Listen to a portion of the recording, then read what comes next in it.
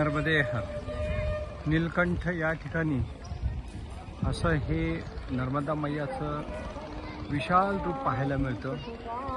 दूरपर्यंत असं एवढे मोठे मोठे पात्र आहेत आणि ह्या घाटांवर सातत्याने आज अमावस्या असल्यामुळे लोकांची सातत्याने नर्मदा मैयामध्ये डुबकी मारण्यासाठीची घाई चाललेली असते।